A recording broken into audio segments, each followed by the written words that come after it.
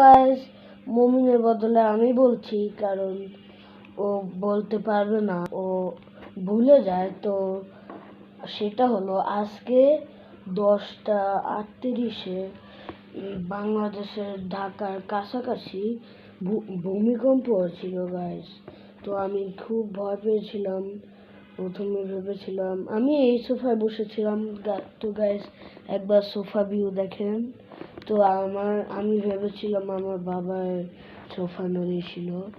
তো তারপরে আমি পিছনে তাকিয়ে দেখি যে ভূমিকম্প হচ্ছে, এভাবে অনেক সব কিছু নড়তেছিল। তো গাইজ, মমিন এমনই ভয় পেয়েছে, তার মার কোলে উঠে এটা বেশি বললে মমিন লজ্জা পেয়ে যাবে, তো আমি বেশিরভাগ বললাম না। তো গাইজ, পুরান একটু ওয়েট করেন। সরি গাইজ, আমি স্টপ করেছিলাম। পুরান ঢাকায় 3 জন মানুষ মারা গিয়েছে আর অনেক বিল্ডিং ভাঙা গিয়েছে। আপনারা যারা যারা বাংলাদেশে থাকেন, আপনারা নিশ্চয়ই জানেন।